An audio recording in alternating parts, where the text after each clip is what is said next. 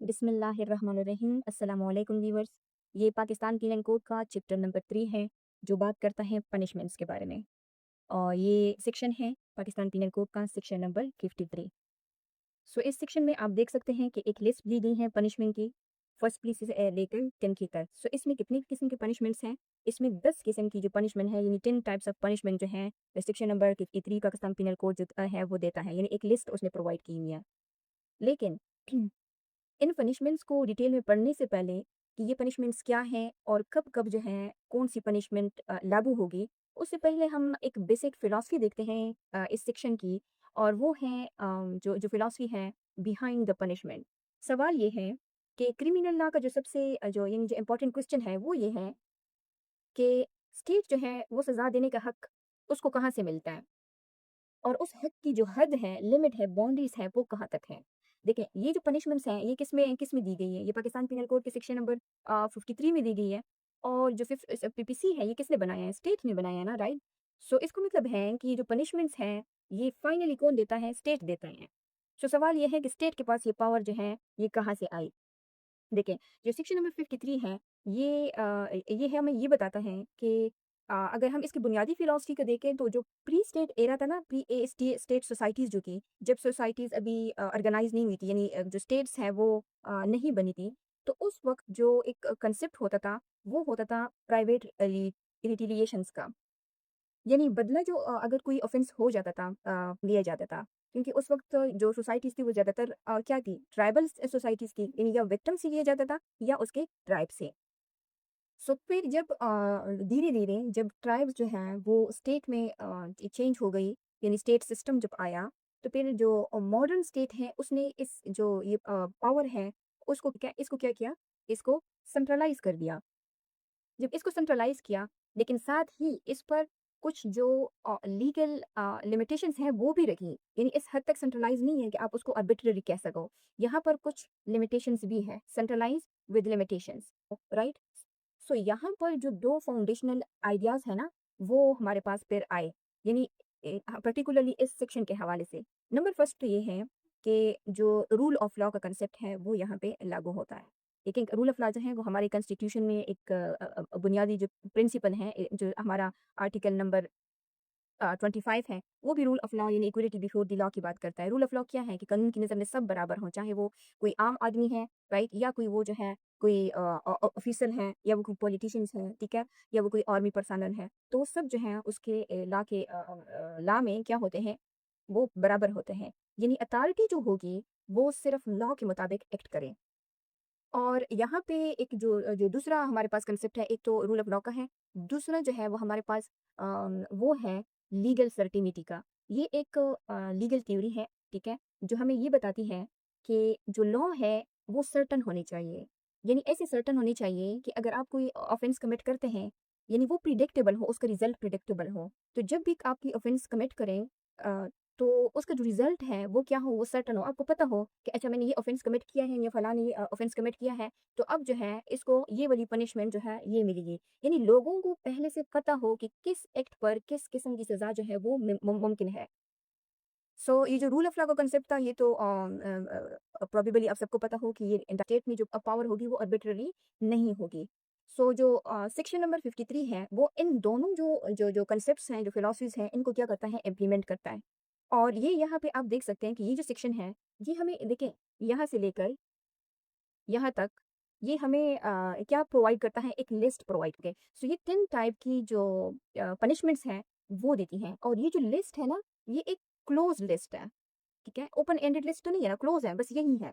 यानी जो भी ऑफेंस करेगा according to PPC, according to any law, तो जो भी किसी को पनिशमेंट मिलेगी, बस आप ये अपने ये याद रखना है कि पनिशमेंट जो है वो जज अपनी जो कोर्ट्स हैं या जजेस हैं वो अपनी मर्ज़ी से यानी आर्बिट्रेरी पनिशमेंट्स यूज़ नहीं कर सकती। वो जब भी कोई पनिशमेंट किसी ऑफेंस के लिए यूज़ करेंगे तो उसके लिए वो लाज़मी है कि उसके लिए वो क्या करेंगे कि वो पीपीसी ओपन करके सेक्शन नंबर 53 को खोलेंगे और इसी लिस्ट में से, इसी क्लोज़्ड लिस्ट में से कोई एक पर्टिकुलर जो पनिशमेंट है अकॉर्डिंग टू दैट ऑफेंस वो चूज़ करेंगे। ओके। बट बात इसमें ये है कि हर एक जो ऑफेंस है ना, जो हम पीपीसी में पढ़ रहे हैं या आहिस्ता-आहिस्ता आगे करके पढ़ेंगे, तो हर ऑफेंस अपनी प्रोविजंस में ये जो कैटेगरीज़ हैं, ठीक है? इनसे लिंक होता है। और साथ ही जो पाकिस्तान का यानी ये जो पनिशमेंट का मॉडल है ना, ये पाकिस्तान पिनल कोड का है, तो ये आप इसको कह सकते हैं कि ये एक अ, वो है हाइब्रिड सिस्टम है। हाइब्रिड सिस्टम किस तरह है कि देखें, इसमें जो इस्लामिक क्रिमिनल लॉ है, ये जो कांसेप्ट्स हैं, ये इस्लामिक क्रिमिनल लॉ यानी किसास, दियत और इसके साथ-साथ इसमें इस्लामिक क्रिमिनल लॉ हो गया, यानी इस्लामिक लॉ और प्लस जो है जो मॉडर्न पिनल लॉ है, ठीक है? मॉडर्न पिनल लॉ जिसमें इम्प्रिज़नमेंट या जो ये फाइन हो गई या इम्प्रिज़नमेंट हो गई, ठीक है? और उसके साथ-साथ इसमें जो है वो जो डिस्क्रिशनरी लेयर्स हैं, वो आप ताज़ीर की सूरत में भी देख सकते हैं। सो इससे क्या होता है कि इससे 3 जो गोल्स हैं ना, वो एक साथ परस्यू होते हैं। और वो क्या है? वो है रिट्रिब्यूशन का यानी इंसाफ और बदला, किसास का यही मतलब है ना? और डेटरेंस का यानी जो सज़ाओं की रोकथाम है, ताकि वो पनिशमेंट के पीछे जो है ये फ़िलॉसफ़ी हो, ये मकसद हो कि वो दोबारा से जो ऑफ़ेंडर्स हैं, वो उनको सज़ा देने का मकसद यही हो कि वो दोबारा यानी डर के मारे वो दोबारा जो है वो ऑफ़ेंसेस क्रिएट ना करें। तो एक तो यही है। और जो तीसरा है वो जो लॉ का बुनियादी मकसद है वो है रिफॉर्म्स। तो यानी कि सज़ा इस वजह से भी दी जा सकती है या इस वजह से भी दी जाती है, रिफॉर्म मीन्स ताकि जो ऑफेंडर्स हैं उनकी इस्लाह की जा सके, उनको उसमें ना उनमें सुधार पैदा किया जा सके। सो इसलिए जो सेक्शन नंबर 53 है, ये सिर्फ़ एक लिस्ट नहीं है, बल्कि ये हमें क्या देता है, ये एक नॉर्मेटिव मैप है, जो हमें ये बताता है कि जस्टिस को कौन-कौन से रास्तों से हासिल किया जा सकता है और ये डिफरेंट किस्म के रास्ते हैं। अब हम ऐसा करते हैं कि एक-एक को हम डिटेल से पढ़ते हैं, राइट? ओके, सो ये जो सेक्शन है, इसका जो टेक्स्ट है टाइटल है वो पनिशमेंट्स है और इसका जो टेक्स्ट है वो ये बताता है कि the punishments to which offenders are liable under the provisions of this code और सो पनिशमेंट्स की बात हो रही है, ठीक है? यानी एक से ज़्यादा पनिशमेंट्स हैं और वो हमने देखा कि 10th पनिशमेंट्स हैं। To which offenders are liable यानी जो भी ऑफेंस कमिट करता है वो कौन है? वो ऑफेंडर्स हैं और अगर वो ऑफेंडर्स हैं तो फिर वो क्या है? वो लायबल्स हैं किसके लिए? पनिशमेंट्स के लिए। अंडर द प्रोविजंस यानी पाकिस्तान पिनल कोड में जो 511 प्रोविजंस हैं, अब कुछ ऐसे हैं जो डिफिनिशनल्स हैं, राइट? लेकिन कुछ ऐसे हैं जो ऑफेंस के बारे में बताते हैं, उनकी पनिशमेंट्स के बारे में, प्यूनिटिव सेक्शंस एंड प्रोविजंस हैं। तो उनके बारे में बात हो रही है कि अंडर द प्रोविजंस यानी फॉर एग्जांपल अगर हम बात करें थेफ्ट की या हम बात करें मर्डर की, तो ये क्या है? ये हमें ये प्यूनिटिव और सेक्शंस एंड प्रोविजंस हैं, ये हमें इनके बारे में बताते हैं कि ये ऑफेंस भी हैं और फिर इनके बारे में इनकी पनिशमेंट्स के बारे में बताता है। तो ये कहते हैं कि offenders are liable under the provisions of this code यानी जो ऑफेंडर्स लायबल होंगे किसी भी ऑफेंस के लिए अंडर द इस कोड के प्रोविजंस के अंडर वो पनिशमेंट्स क्या होंगी? वो पनिशमेंट्स जो है वो ये एक लिस्ट दी गई है जो 10th जो पनिशमेंट्स हैं उसके ऊपर जो है वो बेस्ड करती है। ओके, सबसे पहले जो है वो है हमारे पास किसास। अब किसास का क्या मतलब है? किसास का मतलब ये है कि बराबरी की सज़ा यानी कि इक्वल रिटिलिएशन। तो इसका ये मतलब है कि जैसे life for life, like for life या लाइक फॉर लाइक, ठीक है?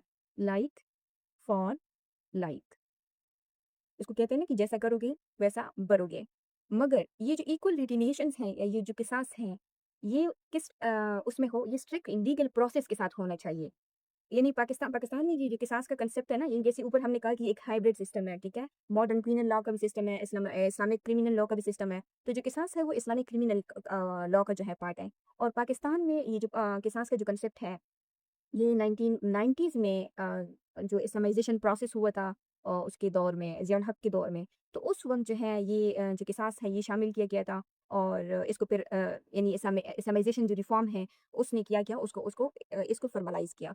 और इसका जो जी किसास का जो बुनियादी जो लिंक है जिस थ्योरी के साथ है वो प्योर जो रिट्रिब्यूटिव जस्टिस है ना उसके साथ है। सो रिट्रिब्यूटिव जस्टिस से क्या मुराद है? इससे मुराद ये है कि यानी गलत जो काम है उसका बराबर जवाब देना, लेकिन कंट्रोल फॉर्म में। सो ये जो ज़्यादातर यूज़ होता है ना, ये पर्टिकुलरली किसास का जो कांसेप्ट है, ये जो होमिसाइड के सेक्शंस हैं, प्रोविजंस हैं उसमें या जो सीरियस हर्ट्स सीरियस हर्ट्स का भी हमारे पास केपीसी में एक चैप्टर है, ठीक है? तो उसमें कोर्ट क्या करती है कि जो गिल्ट है ना, उसको एस्टेब्लिश करती है। फिर उसके बाद सबसे पहले क्या होता है, गिल्ट एस्टेब्लिश होता है कि क्या हाँ, वाक़ई ये जो होमिसाइड है या सीरियस हर्ट है, इसमें मेंज़रिया है या नहीं? अगर होता है तो फिर क्या होता है कि जो विक्टिम होता है, उसके जो लीगल हेयर्स होते हैं, यानी जो वली होता है, उसके जो गार्डियन होते हैं, उनका यानी वली का रोल आता है। किसका रोल आता है? वली का। यानी कि हेयर्स का, ठीक है? तो फिर उनके पास ये राइट होता है कि वो क्या कर सकते हैं कि वो अगर चाहें तो फिर वो किसास के लिए इंसिस्ट कर सकते हैं, या अगर चाहें तो फिर वो माफ़ भी कर सकते हैं, यानी कंप्रोमाइज़ भी कर सकते हैं। अगर वो माफ़ करते हैं तो इट्स ओके, लेकिन जो कंप्रोमाइज़ है उसको वो जो हमारे पास फिर सेकंड जो पनिशमेंट का टाइप है जिसको हम दियत कहते हैं, यानी वो भी ले सकते हैं।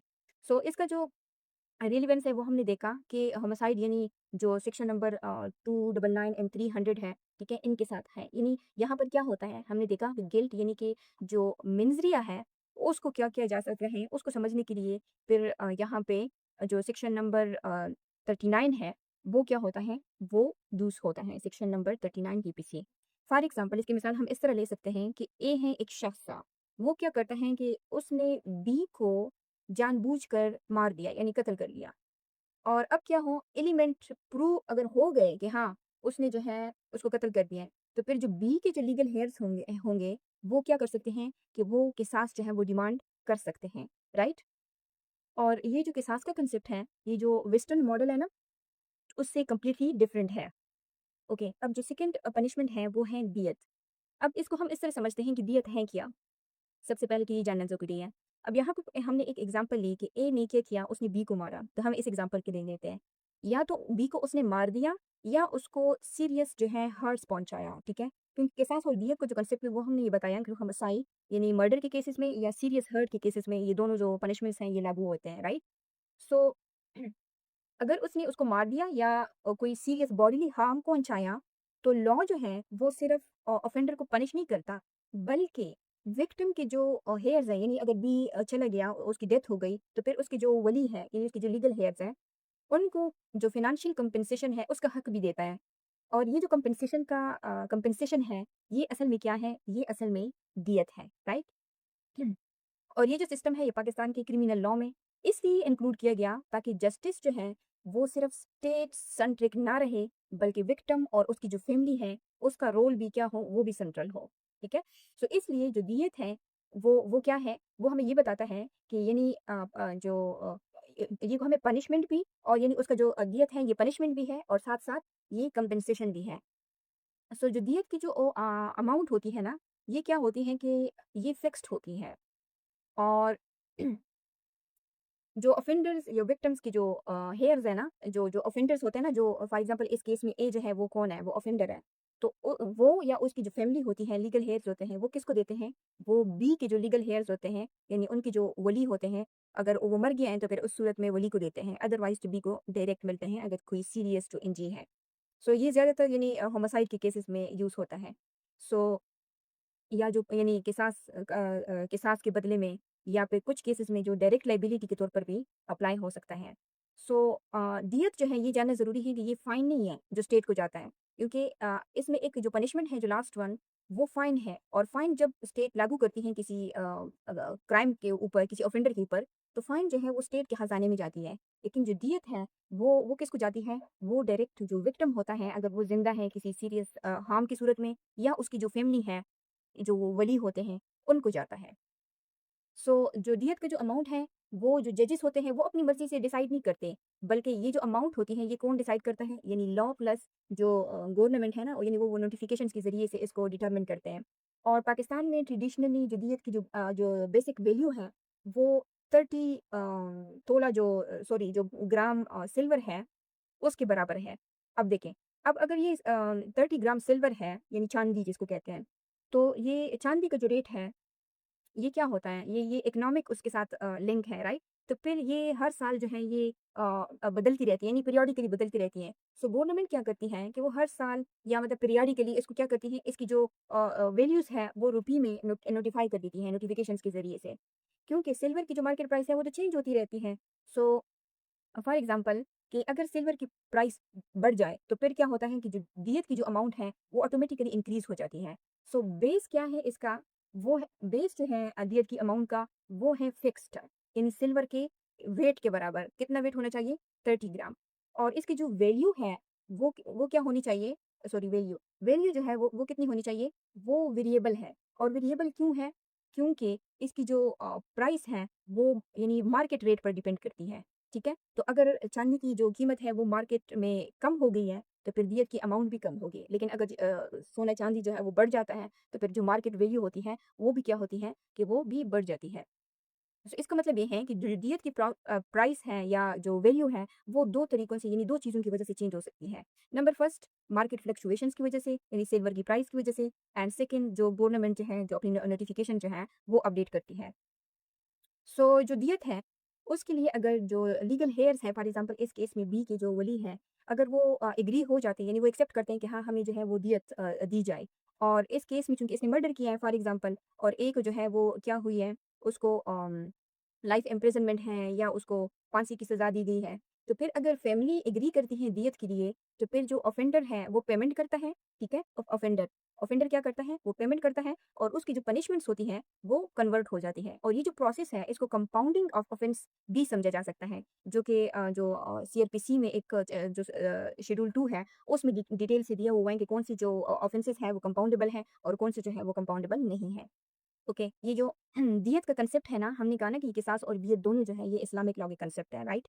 सो इस्लामिक लॉ में ये जो कांसेप्ट है, इसकी जो बेसिक जो फिलॉसफी है दियत की, वो ये है कि जो ह्यूमन लाइफ है ना, ह्यूमन लाइफ की हम बात कर रहे हैं क्योंकि प्रीवियस सेक्शन में हमने ये कहा था कि लाइफ जहाँ पे आएगा पीपीसी में, तो उससे मुराद ह्यूमन लाइफ ली जाएगी, राइट? उसमें जो बाकी जानदार है वो नहीं होंगे। तो हम लीगल सेंस में बात कर रहे हैं। तो इस्लामिक लॉ में वो कहते हैं कि ह्यूमन जो लाइफ है, उसकी जो वैल्यू है ना, वो मॉनेटरी टर्म्स में भी रिकॉग्नाइज़ हो सकती है। एंड सेकंडली जो इसका जो पर्पस है या जो इसकी जो फिलॉसफी है, वो ये है कि जो एंडलेस रिवेंज होते हैं ना, ना खत्म होने वाले जो इंतकाम होते हैं, उसका जो साइकिल होता है, उसको रोका जा सके। क्योंकि अभी भी अगर हम देखें ना अपनी सोसाइटी में, तो अपनी जो हमारे कबायली इलाकाजात हैं या कुछ बहुत सारे ऐसे कबाइल हैं कि जहाँ पे ना नस्ल दर नस्ल जो है वो ये सिलसिला चलता आता है इंतकाम का। अगर कोई एक कबीले से कोई कत्ल हो जाता है तो फिर वो दूसरों को मारता है, फिर दूसरे वाले फिर अगेन उसको मारता है। तो ये साइकिल जो है ये रिपीट होता रहता है। तो एक मकसद तो ये भी है कि अगर आप उनको दीदियत दे देते हो तो फिर बात खत्म हो जाती है, ठीक है? तो ये जो साइकिल है कंटिन्यूअस एंडलेस रिवेंज का ये खत्म हो जाता है। और फिर उसके बाद जो थर्ड जो फिलॉसफी है वो ये है कि जो विक्टिम की जो फैमिली है उसको क्या मिल जाए, उसको डायरेक्ट रिलीफ मिल जाए, ठीक है? तो एक ये भी है।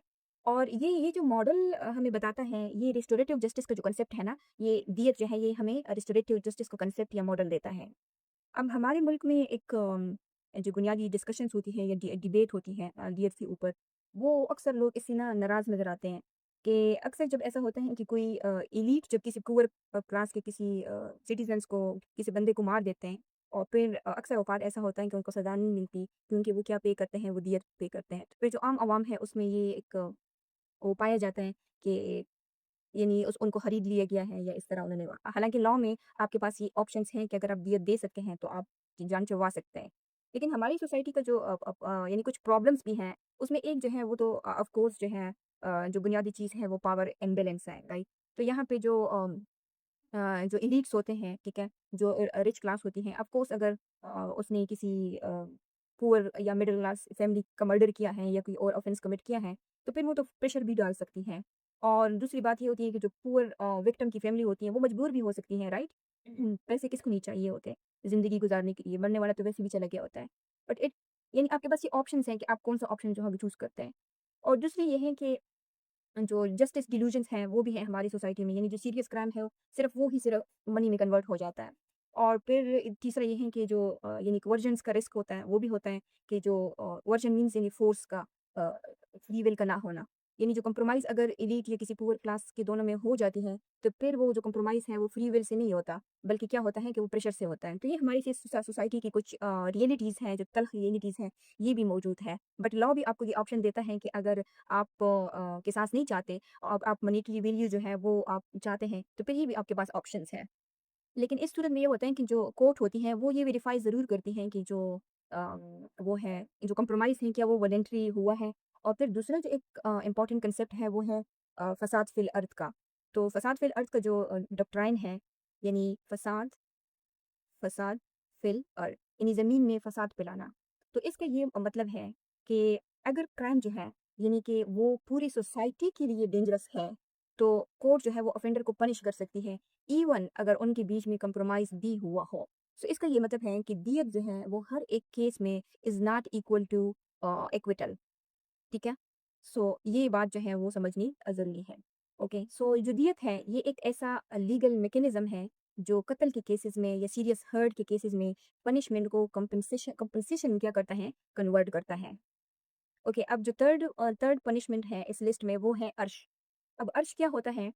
अर्श का जो कंसेप्ट है वो ये है कि जब किसी इंसान को ऐसी बॉडीली इंजरी होती है जो परमानेंट नेचर की हो, यानी इंजरी जो है वो सीरियस हो, परमानेंट हो, और लॉ ने उसके लिए स्पेसिफिक इंजरी के लिए एक फिक्स जो शेयर है यानी अमाउंट है, वो क्या किया हो, वो डिफाइन किया हुआ हो। जैसे जैसे कि आँख का ज़ाया हो जाना या दाँत का टूट जाना या उँगली किसी की कट जाती है। तो ला ये जो हार्म है ना, लॉ इन हार्म्स को रैंडम या सब्जेक्टिव तरीके से मेज़र नहीं करता, बल्कि पहले से वो क्या करता है कि एक फिक्स जो प्रोपोर्शन है ना, उसके ज़रिए से उसे क्वांटिफ़ाई करता है। यानी इसकी जो अमाउंट है वो भी फिक्स्ड होती है। यानी अर्श का जो कोर आइडिया है वो ये है कि इंजरी को मेज़रेबल और प्रिडिक्टेबल बनाया जा सके। यानी कि बॉडी का जो हर एक इम्पोर्टेंट हिस्सा है, उसकी एक लीगल वैल्यू है, और उसी नुकसान अगर पहुंच जाए तो उस पर क्या होता है, अर्श पे होता है। ओके, अब सवाल ये है कि ये जो अर्श है ये क्यों डिटरमिन किया गया। देखें, ये समझें कि अगर अर्श ना होता तो फिर जो हर एक जो इंजरी है, क्योंकि ये इंजरी की सूरत में होता है, तो हर इंजरी केस में जो जजेस हैं उनको ये डिसाइड करना पड़ता कि ये जो इंजरी है ये कितनी सीरियस है, और इस इंजरी का इसको जो पैसों में मतलब क्या, अगर इसकी मॉनेटरी वैल्यू को देखा जाए तो वो कितनी होगी। सो फिर इससे ये होता कि प्रॉब्लम्स क्रिएट हो सकती, इनकंसिस्टेंसी आ सकती, अनफेयरनेस आ सकती, प्रिडिक्टेबिलिटी आ सकती।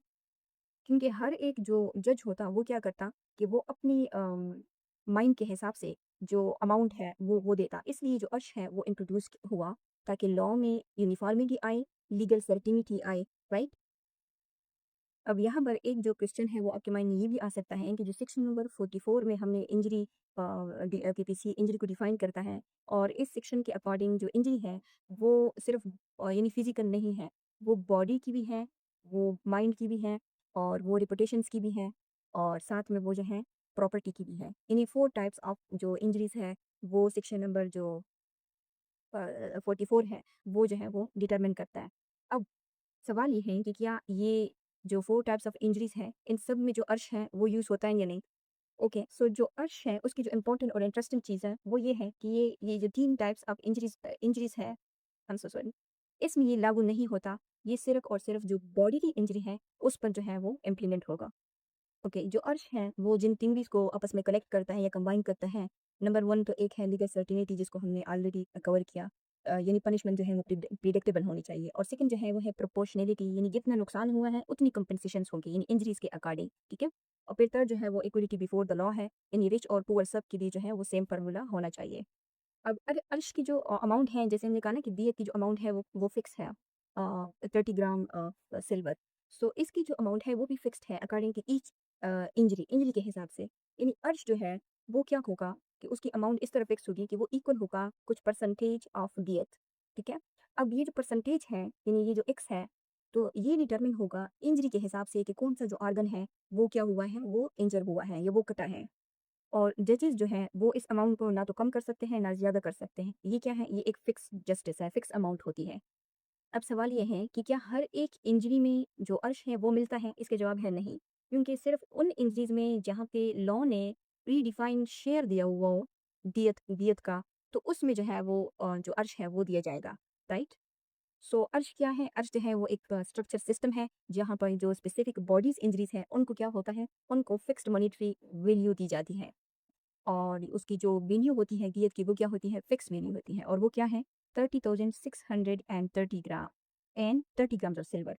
तो ये है 30,600, ये अमाउंट है, और कितने की, 30 ग्राम जो सिल्वर है उसके बराबर है, ठीक है। और यहाँ पे इसको हमने पहले भी पढ़ा था कि ये जो है गोल्ड मेडल क्या करती है, नोटिफाई करती है, ठीक है। और उसके अलावा अगर अर्श के हवाले से देखा जाए कि जो सेक्शन नंबर 334 है उसमें आप देख सकते हैं पनिशमेंट पर इतलाफ़ अदू, यानी कि अगर कोई ऑर्गन जो है वो कक हो जाए तो फिर ये जो अर्श है ये भी इस्लामिक क्रिमिनल लॉ का पनिशमेंट है, और उस सूरत में फिर क्या होगा कि ये अर्श क्रिमिनाइबल होगा।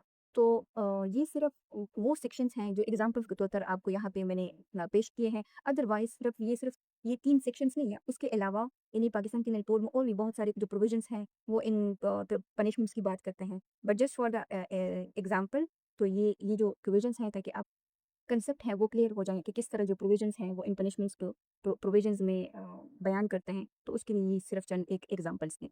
सो अब हम बात करते हैं 4th नंबर पे दमन की। तो अब इन 3 जो पनिशमेंट्स हमने ऊपर पढ़ ली, उसके बाद जो दमन को समझना है वो बहुत ज़्यादा आसान है। वो इस तरह के जो दमन है, ये क्या करता है कि ये जो ऊपर हमने 3 पनिशमेंट्स पढ़ी, उनका एक गैप जो है फ़िल करता है। यानी लॉ ने क्या किया है कि कुछ इंजरीज़ के लिए तो उसने अर्श का फ़ॉर्मूला दिया हुआ है, राइट? कुछ इंजरीज़ के लिए अर्श, और कुछ के लिए जो है इसने डियत का कांसेप्ट दिया हुआ है। अब देखें, रियल लाइफ़ में तो ये पॉसिबल नहीं है ना कि सारे जो इंजरीज़ हैं वो इन दोनों के अंदर आएँ। कुछ इंजरीज़ ऐसी भी हो सकते हैं जो कि इनकी कैटेगरीज़ में नहीं आ सकती, वो मुख्तलिफ हो सकती हैं, ठीक है? इसमें इन दोनों में फिट नहीं होती। तो फिर यहाँ पे जो दमन का कांसेप्ट है ये एंटर होता है। सो यानी कि दमन का जो कोर आइडिया है वो ये है कि जहाँ जो लॉ है वो क्या करे, लॉ ने फिक्स्ड जो कंपनसेशन है वो डिफाइन नहीं की, यानी फ्लेक्सिबिलिटी है, और कोर सपोर्ट्स के पास ये फ्लेक्सिबिलिटी है कि वो according to the injury type वो क्या करे, वो डिटरमिन कर सके। सो बेसिकली जो दमन है वो क्या है, वो एक जुडिशियली जो डिटरमिन कंपनसेशन है ना, वो है जो किसको दी जाती है, ऑफ कोर्स विक्टिम को दी जाती है, क्योंकि उसका कोई ऑर्गन जो है उसको नुकसान पहुंचा हुआ होगा, उसको कोई इंजरी कॉज हुई होगी। और इंजरी जो है यानी अगेन सेक्शन नंबर 44 इसके बारे में बात करता है, और हम ये पनिशमेंट्स के बारे में बात करते हैं कि ये सिर्फ बॉडीली इंजरी से रिलेटेड है। इंजरीज 4 टाइप्स की होती हैं, और ये सिर्फ जो है बॉडीली इंजरी की बात हो रही है। लेकिन वो जो दमन की जो इंजरी है वो किसी प्रीडिफाइंड अर्श कैटेगरी में नहीं आती, तब जो है वो कोर्ट क्या करती है, वो दमन लगाती है। यानी अर्श जो होता है वो क्या होता है, उसका फिक्स्ड फार्मूला है, सम परसेंटेज ऑफ दियत, दियत की अमाउंट भी फिक्स होती है। लेकिन जो दमन होता है वो क्या होता है, वो फ्लेक्सिबल कंपनसेशन होते हैं। अब इस तरह सोचें कि फॉर एग्जांपल अगर जो सिर्फ अर्श होता, दमन ना होता, तो फिर क्या होता कि जो सिर्फ लिमिटेड इंजरीज है ना, लेकिन लॉ ने एक लिस्ट भी प्रोवाइड की हुई है अर्श के हिसाब से, एक 3 इंजरीज पे जो है वो अर्श जो है वो अप्लाई होगा।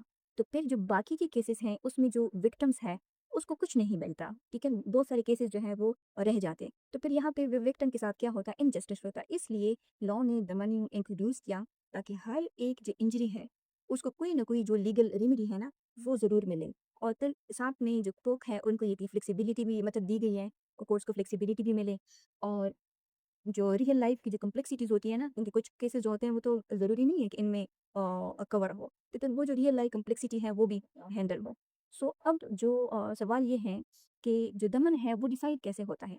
वो ऐसे डिसाइड होगा कि फॉर एग्ज़ाम्पल अगर कोई इंजरी है तो फिर उसमें जो मेडिकल रिपोर्ट होती है या जो डॉक्टर की टेस्टिमनी होती है, यानी उसकी जो एविडेंस होती है, उसकी जो शहादत होती है, उसको देखा जाएगा। और फिर उसके बाद जो है कोर्ट ये चेक करती है कि क्या ये अर्श में आता है? अगर अर्श में आता है यानी फिक्स्ड वैल्यू है तो फिर तो अर्श अप्लाई होगा। अगर अर्श में अप्लाई नहीं आता वो जो इंजरी है, फिर इस सूरत में कोर्ट क्या करती है, दमन अप्लाई करती है।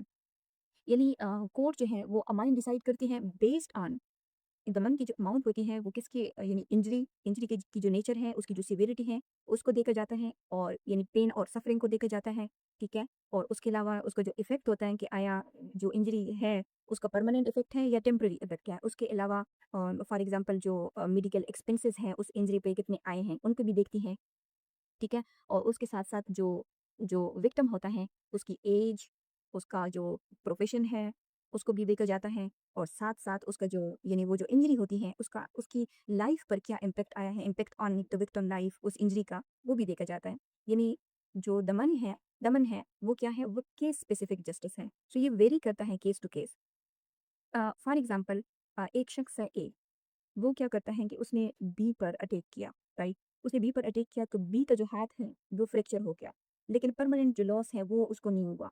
अब क्या होगा कि क्या ये अर्श नहीं, क्योंकि ये तो अर्श तो नहीं है ना, क्योंकि अर्श तो तब लगता है जब कोई परमानेंट जो ऑर्गन है वो लॉस्ट हो जाए। तो जब यहाँ पे अर्श नहीं लगेगा तो अफकोर्स कोर्ट जो है वो दमन लगाएगी, और तो अमाउंट जो है वो डिपेंड करेगा उसकी जो फ्रैक्चर हाथ है उसकी ट्रीटमेंट के ऊपर, उसकी रिकवरी टाइम के ऊपर, और उसके पेन लेवल के ऊपर।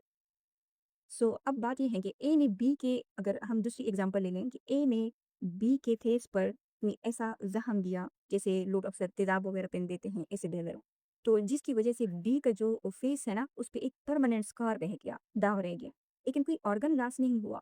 तो ये भी यूजुअली क्या होता है कि ये भी दमन में कवर होता है। सो दमन की कोई जो फिक्स्ड वैल्यू जो है यानी नो फिक्स्ड वैल्यू है, ठीक है? इसकी कोई फिक्स्ड वैल्यू नहीं है, बल्कि ये कोर्ट की डिस्क्रिशन पे काम करती है, यानी जजेस पे डिपेंड करता है। अब इसके साथ दमन के साथ जो थ्योरीज़ यानी मेन थ्योरीज़ इसकी जो फाउंडेशंस हैं, जो फिलॉसफी है, वो यानी इसमें आता है इक्विटी। इक्विटी कैसे आता है कि इक्विटी यानी जस्टिस बियॉन्ड रिजिड रूल्स, यानी इक्विटी क्या है कि हर केस जो है वो अलग ट्रीट होता है और फिर उसके बाद जो है, जो जुडिशियल डिस्क्रिशंस होती हैं, जैसे हमने कहा कि जजेस के पास डिस्क्रिशंस होती हैं, ठीक है? तो वो क्या है, वो जुडिशियल डिस्क्रिशन में आता है। तो यानी जजेस को इस सूरत में, दमन की सूरत में क्या मिलता है, पावर मिलती है कि वो अकॉर्डिंग टू ईच केस जो है वो दमन की वैल्यू जो है वो स्पेसिफाई करे। और फिर उसके बाद जो है, वो जो थर्ड है वो है करेक्टिव जस्टिस। सो करेक्टिव जस्टिस से ये मुराद है कि यानी विक्टिम का जो एक्चुअल लॉस है ना, ये दमन की वैल्यू की सूरत में क्या हो जाता है, वो कवर हो जाता है। तो ये था दमन का। और अब इसके बाद हम देखेंगे जो हमारे पास फिफ्थ पनिशमेंट है, और वो है ताज़ीर। देखिए, अभी तक हमने जितनी भी पनिशमेंट कवर किए वो स्पेसिफिकली रिलेटेड टू बॉडी थे, यानी कि सास, दियत, अर्श और दमन। अब जो है सारे जो ऑफेंसेस होते हैं रियल लाइफ में, वो ह्यूमन बॉडी से तो रिलेटेड नहीं होते ना। अब देखें, इसके अलावा भी बहुत सारे जो ऑफेंसेस हैं वो कमिट होते हैं, जैसे थेफ्ट हैं, फ्रॉड हैं, असॉल्ट हैं, पब्लिक ऑर्डर हैं, और इसके अलावा जो साइबर क्राइम्स हो गए। सो इन सब के लिए भी एक ऐसी कैटेगरी जो है वो होनी चाहिए थी, जो फ्लेक्सिबल हो और जो स्टेट के कंट्रोल में हो, और हर टाइप की जो ऑफेंस है उसको कवर कर सके। तो वो जो रोल प्ले करता है वो कौन प्ले करता है, वो ताज़ीर प्ले करता है, ठीक है? यानी सिंपल वर्ड में जो ताज़ीर है, ताज़ीर वो पनिशमेंट है जो स्टेट जो है वो क्या करती है, अपनी मर्जी से यानी अपनी डिस्क्रिशन से देती है उन ऑफेंसेस के लिए, जहाँ पे जो ऊपर हमने जो ऑफेंसेस पढ़े, ये किसास, दियत और अर्श, दमन, ये जो है ये जहाँ पे अप्लाई, यानी किसास ये जो हदूद वगैरह है, ये जहाँ पे अप्लाई ना हो, वहाँ पे फिर किसका काम शुरू हो जाता है, वहाँ पे ताज़ीर का काम हो जाता है। जो ताज़ीर है, ये क्या है, ये एक रेज़िडुअल और डिस्क्रिशनरी पनिशमेंट सिस्टम है। रेज़िडुअल किस तरह है, ये इस तरह रेज़िडुअल है कि जो ऑफेंसेस किसास या अर्श में या दियत इनमें नहीं आते, यानी जो रेज़िडुअल ये ऑफेंसेस हैं, वो फिर ताज़ीर में जो है वो कंप्लीट हो जाते हैं, कवर हो जाते हैं। और डिस्क्रिशनरी इन द सेंस कि जो पावर है जजेस की, यानी वो उनके पास डिस्क्रिशन है जजेस को पनिशमेंट करने की, कि वो पनिशमेंट जो है वो डिसाइड करें। सो और जो ताज़ीर है, ये जैसे ऊपर हमने ये वाली पनिशमेंट्स पढ़ी, हमने कहा कि ये इस्लामिक लॉ के कंसेप्ट से आई हैं। जो ताज़ीर है, ये मॉडर्न जो क्रिमिनल लॉ है उसका कंसेप्ट है। सो यानी कि जो ताज़ीर है वो क्या करता है कि वो एक गैप फिल करता है, यानी जो बॉडी हार्म्स होते हैं उनके लिए तो ये पनिशमेंट्स हैं, ठीक है, ये लिस्ट ऑफ पनिशमेंट है।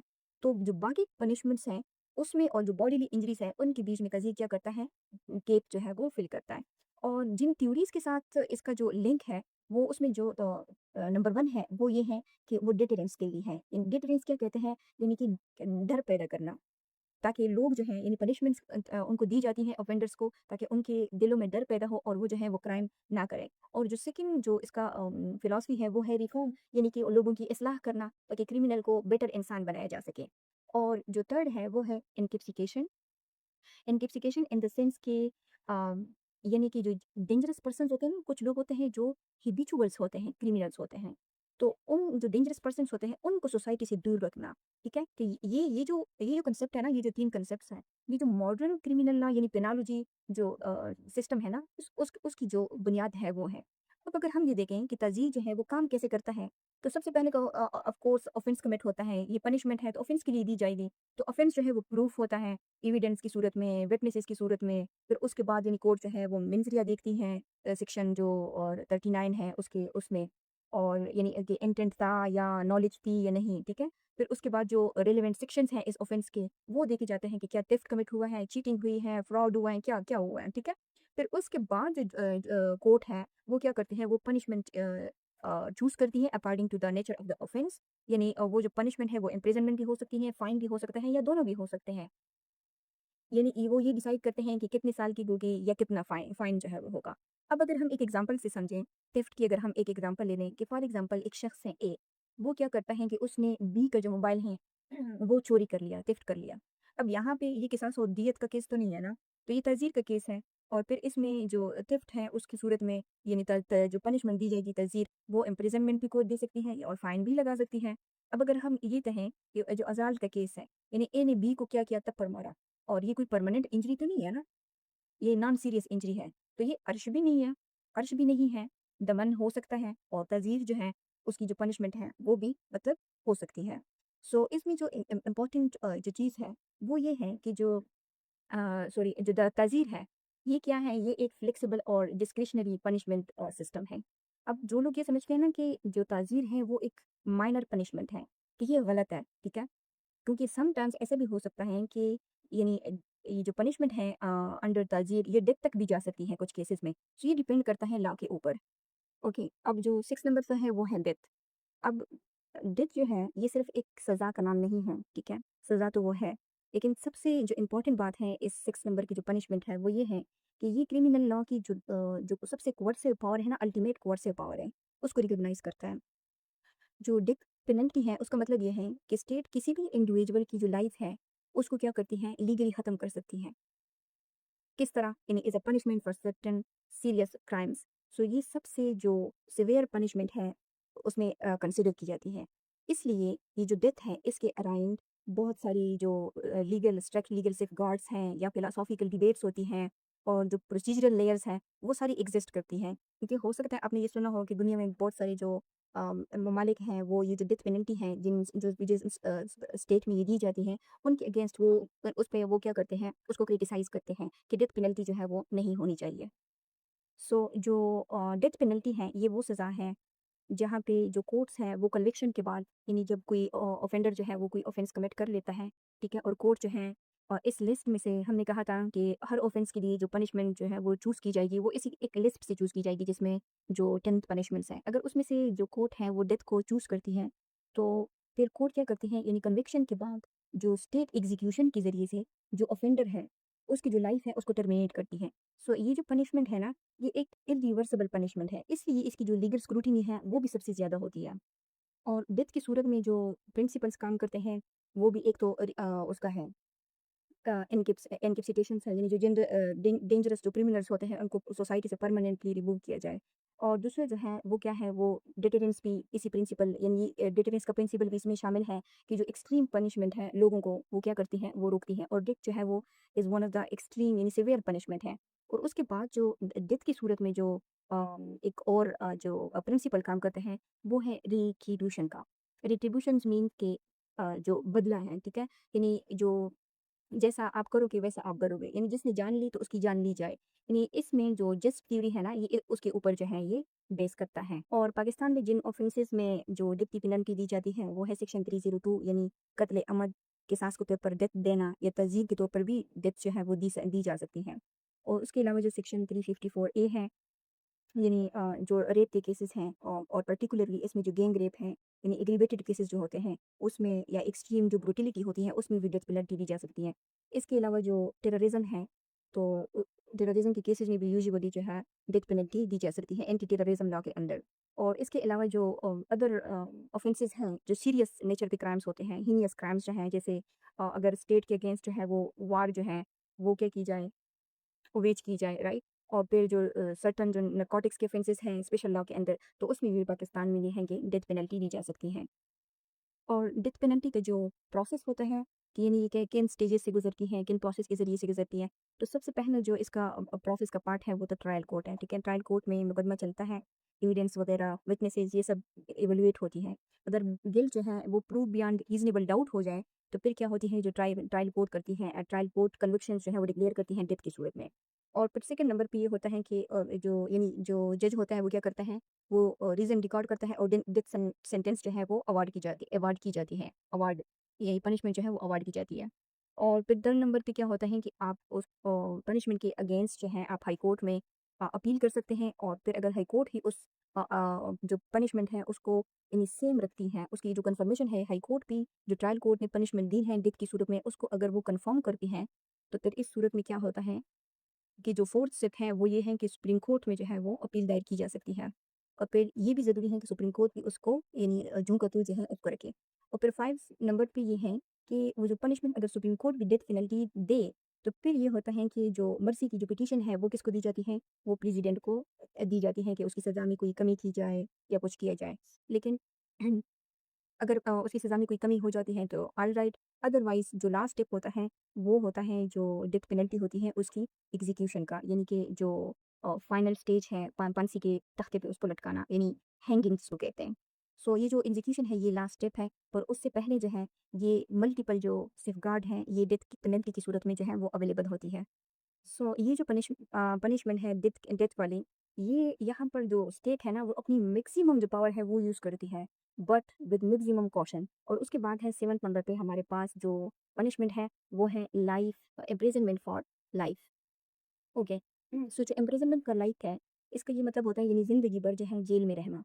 लेकिन लॉ में इसकी जो मीनिंग है ना वो 2 तरह से होती है। एक तो ये है कि थ्योरेटिकल मीनिंग इसकी ये दी जाती है कि जब तक इंसान जो है वो ज़िंदा है, वो जेल में जो है वो इम्प्रिज़न रहेगा यानी कैद कैद गुज़ारेगा। और इसकी जो दूसरी जो प्रैक्टिकल यानी लीगल मीनिंग है, वो ये है कि कैलकुलेशन के लिए एक जो फिक्स्ड ड्यूरेशन होता है, वो ज़रूरी है।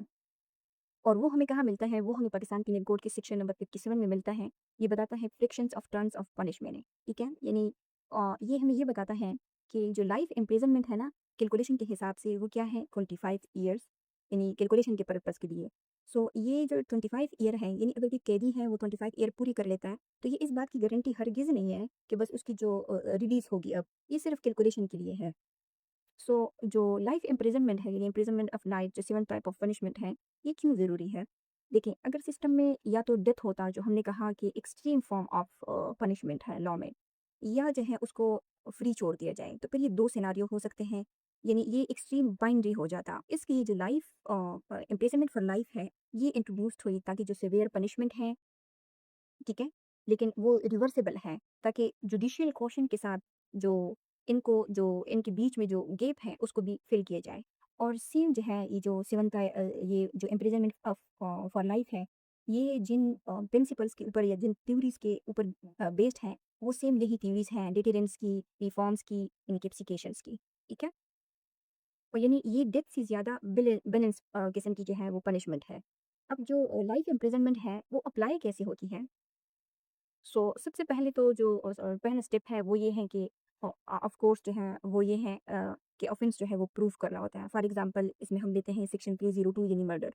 उसके बाद कोर्ट क्या करती है, सेकंड नंबर पे ये कोर्ट डिसाइड करती है कि डेथ दी जाए या जो है वो इम्प्रिजनमेंट फॉर लाइफ जो है वो दी जाए, ठीक है? लाइफ इम्प्रिजनमेंट दी जाए। और फिर जो है अगर मिटिगेटिंग सर्कमस्टांसेस हैं, मिटिगेटिंग फैक्टर्स मौजूद हैं, यानी जो उसमें यूथ है, उसका कोई पास्ट रिकॉर्ड यानी जो ऑफेंडर है वो यंग है, ठीक है? वो यंग है, उसका कोई पास्ट रिकॉर्ड नहीं है और उसमें कोई भी मामूली सा डाउट है, ठीक है? नो पास्ट रिकॉर्ड, तो इन सूरतों पे क्या दिया देखा जाता है, अक्यूज़्ड की सारी जो चीज़ें हैं उनको देखा जाता है। तो फिर कोर्ट क्या करते हैं कि कोर्ट फिर इस सूरत में जो पनिशमेंट है वो डेथ की बजाय लाइफ जो इम्प्रिजनमेंट है वो जो इस लिस्ट से जो 7 नंबर की पनिशमेंट है उसको जो है वो चूज़ करती है। फॉर एग्जांपल ए है, उसने बी को कत्ल किया, ठीक है? अब क्लियर एविडेंस एविडेंस जो है वो क्लियर है, लेकिन जो ब्रूटिलिटी है ना उसने जो जुल्म उस पे किया है, वो क्या है? वो एक्सट्रीम नहीं है, ठीक है? तो फिर कोर्ट क्या करती है कि वो डेथ नहीं देती, यानी जो ऊपर वाली पनिशमेंट है वो नहीं देती, बल्कि वो क्या देती हैं कि वो लाइफ इम्प्रिजनमेंट देती हैं। लोगों को ये जो पनिशमेंट है 25 इयर्स की, लोगों को अक्सर कन्फ्यूजन होती है। वो ये समझते हैं कि जो लाइफ इम्प्रिजनमेंट है उसका मतलब टोटल 25 ईयर है। नहीं, ऐसा नहीं है। ये जो सेक्शन नंबर 57 है, ये सिर्फ़ कैलकुलेशन के लिए है। जो एक्चुअल जो इम्प्रिजनमेंट होती है, वो डिपेंड करती है रिमेजेंस पर और उसके साथ-साथ जो पैरोल है, ठीक है? उसमें वो भी शामिल हैं और तीसरा जो गवर्नमेंट की जो पॉलिसीज़ होती हैं, वो भी इसमें शामिल हो सकती है, ठीक है? तो ये इन इन चीज़ों के ऊपर जो है आपकी जो लाइफ़ इम्प्रिज़नमेंट है वो डिपेंड करती है। यानी जो लाइफ़ इम्प्रिज़नमेंट है वो is not equal to 25 years, right? जो सेक्शन नंबर 53 है पाकिस्तान पिनल कोड का, वो कैटेगरी डिफ़ाइन करता है और जो सेक्शन नंबर 57 है पाकिस्तान पिनल कोड का, ये लाइफ़ इम्प्रिज़नमेंट की जो ड्यूरेशन है, वो क्या करता है एक्सप्लेन करता है। ये जो है ये एक सिवियर टाइप की पनिशमेंट भी है लेकिन फ्लेक्सिबल पनिशमेंट भी है, जो क्या करती हैं कि जो ऑफेंडर को लॉन्ग लॉन्ग टर्म के लिए सोसाइटी से आइसोलेट करती हैं। लेकिन साथ ही जो जुडिशियल कॉशन है यानी एहतियात वगैरह है, ठीक है? उनको भी देखती हैं और रिफॉर्म्स का जो एलिमेंट है उनको भी मेंटेन करती हैं और इसी वजह से ये डेथ पेनल्टी का जो प्राइमरी अल्टरनेटिव है वो कंसिडर किया जा सकता है क्रिमिनल जस्टिस सिस्टम में इम्प्रिजनमेंट फॉर लाइफ। ओके। जो 8 नंबर पर है वो है imprisonment for which is of 2 descriptions, namely number 1 क्या है rigorous for example with hard labour और जो नंबर 2 है वो सिंपल है। सो जो सेक्शन नंबर 53 है, ये उसको इम्प्रिज़नमेंट को 2 टाइप्स में जो है वो क्या करता है डिवाइड करता है। और वो 2 टाइप्स क्या हैं? जो नंबर 1 है वो है रिगरस इम्प्रिज़नमेंट और जो नंबर 2 है वो है सिंपल इम्प्रिज़नमेंट। अब रिगरस इम्प्रिज़नमेंट क्या होती है और सिंपल इम्प्रिज़नमेंट क्या होती है? आपने यकीनन सुना होगा कि कैद बामुशक्कत, यानी उसमें क्या होता है कि आपसे यानी जो ऑफेंडर्स होता है उस उनसे लेबर लेबर जो है वो किया जाता है, ठीक है? और इम्प्रिजनमेंट यानी असल में है क्या? इम्प्रिजनमेंट क्या है असल में? इम्प्रिजनमेंट का असल मतलब ये है कि ऑफेंडर की जो लिबर्टी होती है ना उसको रिस्ट्रिक्ट किया जाए, यानी उसको जेल में रखा जाए। लेकिन जो पीपीसी है चूँकि वो तो 2 टाइप की वो देता है इम्प्रिजनमेंट देता है। तो जो रिगरस इम्प्रिजनमेंट है इसमें जो ऑफेंडर होता है जब उनको जेल में रखा जाता है तो उनसे हार्ड जो लेबर है ना वो भी करवाई जाती है, जैसे कंस्ट्रक्शन हो गई, क्लीनिंग हो गई या और भी जितनी भी मामलात हैं जेल में, वो सारे जो है वो उनसे करवाए जाते हैं, यानी मुशक्कत के जो काम है। और जो सिंपल इम्प्रिजनमेंट होती है, यानी ये विदाउट हार्ड लेबर। अब जो दोनों में जो डिफरेंस है, वो क्राइम की नेचर के अकॉर्डिंग है, यानी ऑफेंस की नेचर के अकॉर्डिंग पर है। सो फॉर एग्ज़ाम्पल यानी इन दोनों ये 2 जो टाइप्स हैं, ये हैं क्यों? ये इस वजह से हैं कि देखें, अगर हर एक क्राइम जो है वो एक जैसा तो नहीं होता, ठीक है? Different kinds of different offences, उनकी नेचर भी डिफरेंट है, सिविरिटी भी डिफरेंट होती है। तो हर क्रिमिनल की जो सिविरिटी है, वो भी सेम नहीं होती। सो अगर सबको सेम जो इम्प्रिजनमेंट है वो दी जाए, तो फिर ये क्या होगा? ये इनजस्टिस होगा, राइट? सो इसलिए लॉ ने जो है ये इन 2 टाइप्स की जो डिफरेंशिएशन है वो जो है वो क्रिएट की है। जो रिगरस इम्प्रिजनमेंट है ये सीरियस जो ऑफेंसेस होते हैं ना उनमें दी जाती है। और जो सिंपल इम्प्रिजनमेंट है ये जो नॉर्मल नेचर के जो क्राइम्स होते हैं यानी लेस सीरियस जो ऑफेंसेस हैं उस उसमें जो है ये दी जाती है। सो जो रिगरस इम्प्रिजनमेंट है यानी ये जो है क्यों दी जाती है? ये इस वजह से दी जाती है कि जो ऑफेंडर है उनको डिसिप्लिन किया जाए, ठीक है? अब सज़ा के पीछे भी तो फिलॉसफी है ना, प्रिंसिपल्स हैं। और दूसरा क्या है कि उसका उनका रिफ़ॉर्म है। रिफ़ॉर्म भी मकसद होता है, उनका रिफ़ॉर्म यानी उनकी इस्लाह भी मकसद दी जाती है, ठीक है? और ये भी इसके पीछे फिलॉसफी है कि ताकि उनमें जो डिटररेंस है, यानी डर हो वो पैदा हो, ठीक है? वो दोबारा उस तरह की जो पनिशमेंट्स है वो ना करें। और जो यानी सज़ा का जो वेट होता है ना according to the nature of crime, वो भी बढ़ाना जो है एक मकसद हो सकता है। और ये जो है जो रिगरस इम्प्रिजनमेंट है, जैसे हैबिचुअल ऑफेंडर्स हो गए जो बार-बार क्राइम करते हैं या जो सीवियर नेचर के क्राइम कमिट करते हैं, तो उनको पे ये जो रिकॉर्ड्स जो हैं वो जो पनिशमेंट प्रेफ़र करती हैं, वो रिगरस इम्प्रिजनमेंट जो है वो प्रेफ़र करती हैं। और जो सिंपल इम्प्रिजनमेंट है उसमें यानी जो ऑफेंडर होता है उसको सिर्फ़ जेल में रखा जाता है, कोई हार्ड लेबर वगैरह उनसे नहीं की जाती। और ये यूजुअल जो हैं जो माइनर ऑफेंसेस हैं उसमें दी जाती हैं, जिसमें लेस कल्पेबिलिटी होती है, ठीक है? सो फॉर एग्जांपल ए ने जो है वो उसने कोई माइनर सा ऑफेंस जो है यानी पब्लिक न्यूजेंस किया, तो फिर अगर उसमें जो पनिशमेंट है अगर फॉर एग्जांपल अगर वो 3 मंथ्स की है तो फिर उसको जो पनिशमेंट दी जाएगी वो सिंपल पनिशमेंट दी जाएगी, राइट? सिंपल इम्प्रिजनमेंट दी जाएगी। सो यहाँ पर जो एक सेक्शन अप्लाई होता है वो है section number 60 Pakistan penal code. और वो कैसे कि कोर्ट के पास जो है वो क्या होता है वो डिस्क्रिशन होता है, यानी उसके पास ये इख्तियार होता है कि वो फुली रिगरस दे या फुली सिंपल दे या फिर दोनों का जो है वो मिक्स दे। यानी ऐसा भी हो सकता है कि कोर्ट जो है अपनी डिस्क्रिशन पे यूज़ करते हुए इस तरह की कोई सज़ा दे के फॉर एग्जांपल 2 ईयर जो है वो रिगरस इम्प्रिजनमेंट होगी और फिर उसके साथ-साथ वो कहते हैं कि 1 ईयर जो है वो सिंपल इम्प्रिजनमेंट होगी। यानी फॉर एग्जांपल अगर टोटल जो पनिशमेंट है वो 3 ईयर्स है, तो उसमें 2 ईयर रिगरस इम्प्रिजनमेंट और जो 1 ईयर है वो सिंपल इम्प्रिजनमेंट। ये रियली जो है ये डिस्कस होता है लेकिन लीगली जो है ये अलाउड है। सो जो ये एक टाइप की जो पनिशमेंट है, इसमें लॉ सिर्फ ये नहीं यानी जो फ्रीडम है ना वो नहीं छीनता कि आपको या ऑफेंडर को जेल भेज दें। जेल भेजकर सिर्फ उसकी जो लिबर्टी है वो नहीं छीनता, बल्कि वो ये भी डिसाइड करता है कि जो ऑफेंडर है उसको कितनी सख्ती के साथ कंट्रोल किया जाए। और फिर उसके बाद जो 9 नंबर पर है वो है forfeiture of property. So forfeiture of property का ये मतलब है कि यानी किसी की जो माल है, असासे हैं, एसेट्स हैं उनको ज़ब्त करना। अब देखिए जो पनिशमेंट्स होती है ना, वो जो ऑफेंसेस होती हैं वो डिफरेंट होती है। इन स्टेट जो है वो ऑफेंडर की सिर्फ उनको जेल भेजकर सिर्फ उनकी लिबर्टी को वो नहीं करती, रिस्ट्रिक्ट नहीं करती, बल्कि उनकी जो प्रॉपर्टी है ना, यानी जो माल होता है उनका, उनके जो एसेट्स होते हैं, ठीक है? उनको भी टारगेट करती हैं।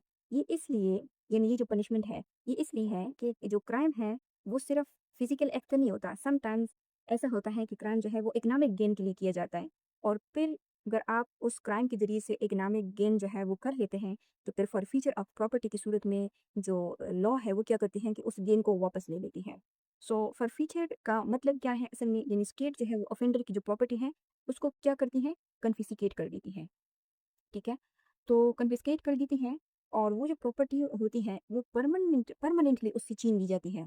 और ये प्रॉपर्टी है ये कैश भी हो सकता है, या उसकी जो ज़मीन है, जायदाद है, लैंड वगैरह ये भी हो सकती है। उसकी कोई व्हीकल हो गई, यानी कार वगैरह हैं वो भी हो सकती हैं, या कोई कोई भी जो इल्लीगल अर्निंग है, ठीक है, वो भी इसमें शामिल है। तो ये सारी जो है ये स्टेट के पास ये पावर है कि ये मतलब ऑफेंडर से छीन सकती है, ले सकती है। सो जो माल क्राइम से आया है या क्राइम के लिए यूज़ हुआ है, ठीक है, तो वो स्टेट जो है वो क्या करती है, वो वापस दे देती है। और ये जो फॉरफीचर ऑफ प्रॉपर्टी है इसकी ज़रूरत क्यों है?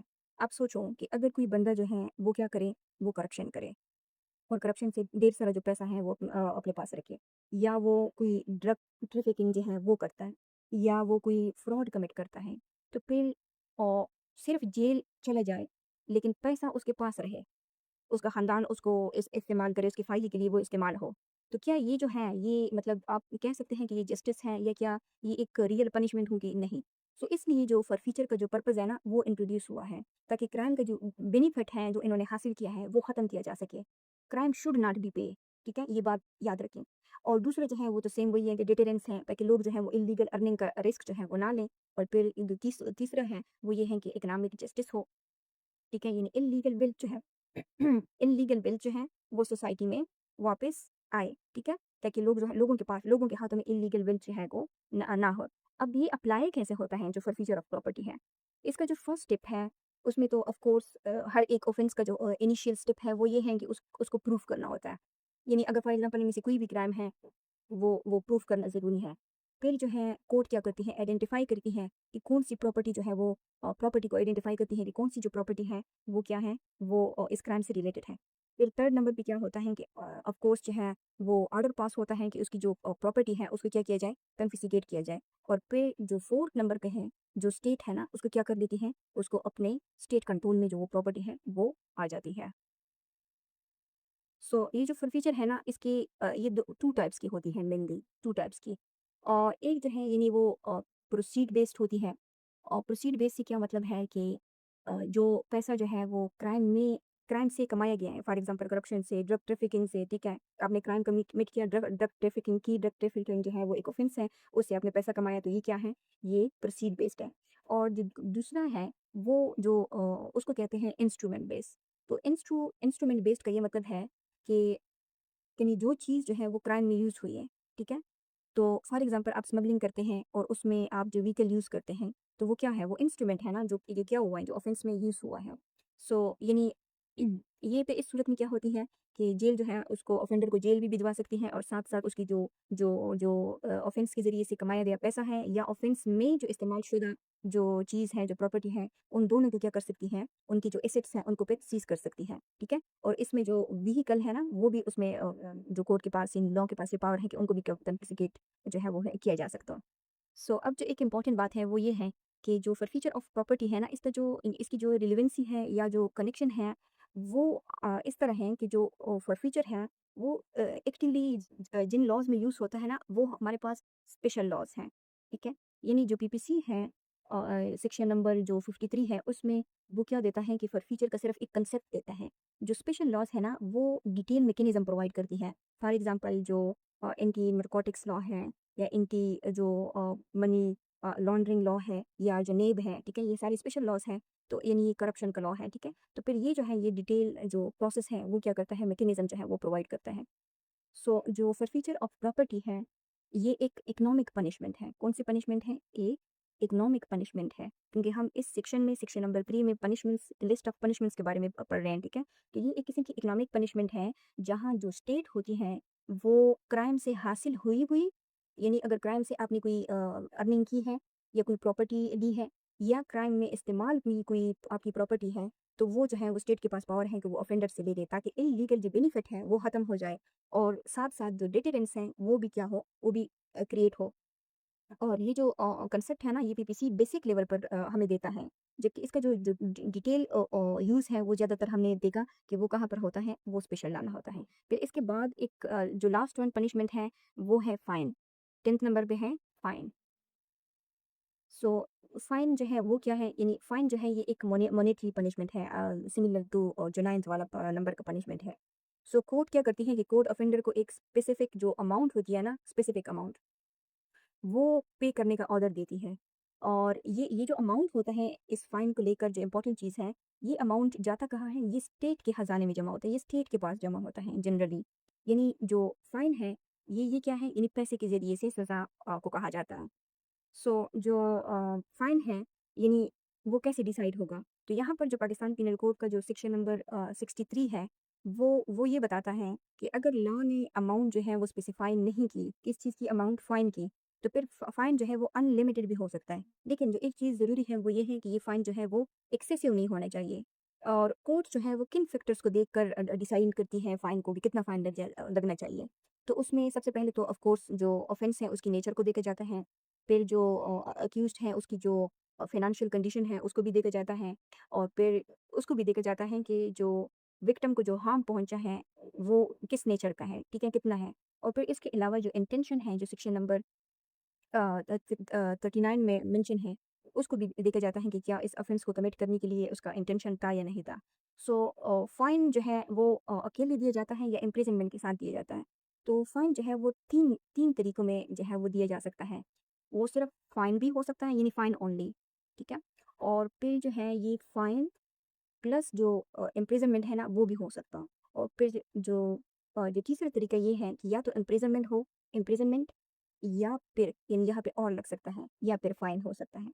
तो ये जो है ये ऑफ़ेंस जो है ये ऑफ़ेंस यानी सेक्शन डिसाइड करेगा कि क्या सिर्फ़ फाइन लगेगा, क्या फाइन प्लस इम्प्रिज़नमेंट होगी, क्या या इम्प्रिज़नमेंट होगी या सिर्फ़ फाइन लगेगा। सो अगर फाइन पे ना हो तो फिर क्या होता है? तो इस सूरत में जो पाकिस्तान पिनल कोड का जो सेक्शन नंबर 64 है ना, वो ये बताता है कि कोर्ट ये कह सकती है कि अगर फाइन पे नहीं हुआ, तो फिर इस सूरत में क्या होगी? फिर उस सूरत में उसको जेल भेजा जाता है, यानी कि इम्प्रिज़नमेंट उसको हो सकती है। और जो इसकी जो लिमिटेशन है यानी फ़ाइन की, तो वो सेक्शन नंबर जो उसका 65 है पाकिस्तान पिनल कोड का वो बताता है, यानी जो डिफ़ॉल्ट इम्प्रिज़नमेंट है ना, वो अगर फ़ाइन नहीं दिया गया तो फिर डिफ़ॉल्ट इम्प्रिज़नमेंट है।